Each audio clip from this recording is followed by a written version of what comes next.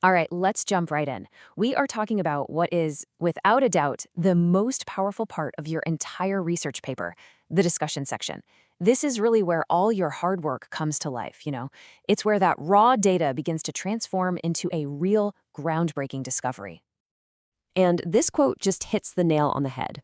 Your discussion is so much more than a summary of what you found. It's about interpreting what those findings actually mean and proving why they matter to your entire field. This is your moment to make a real impact, and we're going to show you exactly how to do it. Welcome. Here at the Scopus Research Hub, our whole mission is to give you the tools to turn your data into lasting knowledge. In this explainer, we are going to unlock the secrets to crafting a discussion section that doesn't just get read, it gets noticed by editors and reviewers at the top Scopus-indexed journals. I want you to think of your discussion as the absolute heart of your paper. It's the engine that drives the interpretation. See, your results section, it presents the facts. But the discussion, well, that's what gives those facts a voice. It's here that you get to explain how your findings answer your core research questions and contribute something genuinely new to the conversation.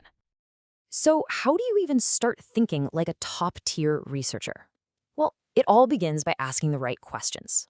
Before you even type a single word, just look at your data and ask yourself, what are the real patterns jumping out at me here? Are my findings shaking things up, or are they building on theories that are already out there? And maybe most importantly, what is the single most important new thing that my study reveals to the world?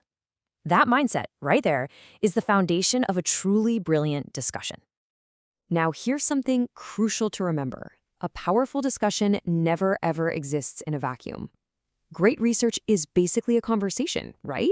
One that spans decades, even centuries. And your job is to show that you not only understand this conversation, but that you have something vital and new to add to it.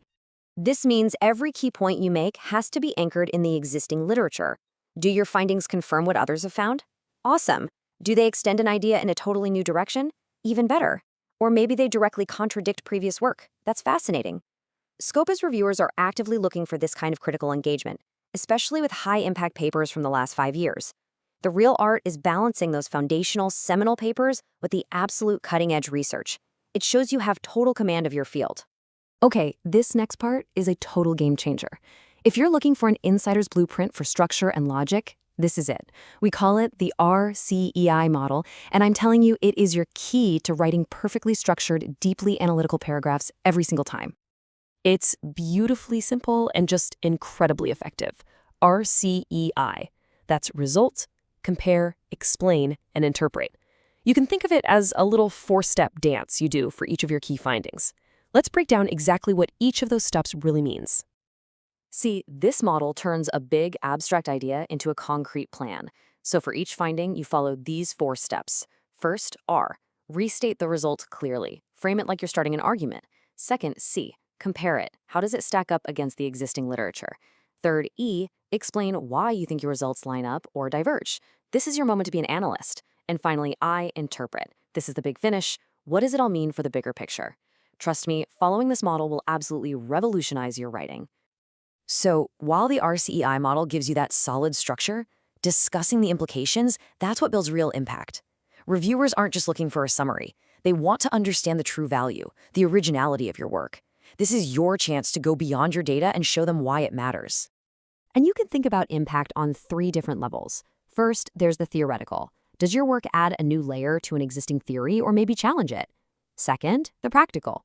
What is the real-world takeaway for professionals in your field? And third, societal implications. How could your findings actually make a difference to communities or society at large? Addressing these explicitly shows a depth of thought that reviewers absolutely love to see. Okay, so a good discussion has structure and shows impact. We've got that. But a brilliant one also has finesse. This is about the subtle art of academic style. The tone, the word choice, the strategy that signals confidence and credibility to the reader. Let's start with something that makes a lot of researchers nervous: limitations. My advice? Don't fear them. Embrace them strategically. You want to avoid a defensive tone at all costs. Instead, be confident and transparent. Acknowledging what your study didn't cover actually strengthens your paper. It shows you have this deep understanding of your research, and it builds incredible trust with the reviewer. Next up, your choice of verbs. This is so critical. In academic writing, confidence comes through precision, not by making absolute claims.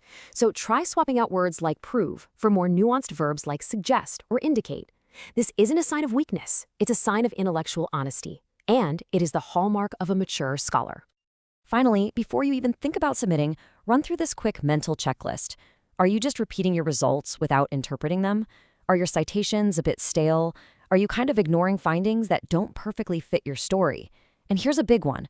Does your discussion complete the circle by linking all the way back to the questions you posed in your introduction? Avoiding these common pitfalls will put you miles ahead of the competition. Stay tuned. In the coming days, we'll be releasing more short videos packed with insider secrets and hidden tips on how to prepare your research for publication in Scopus-indexed journals.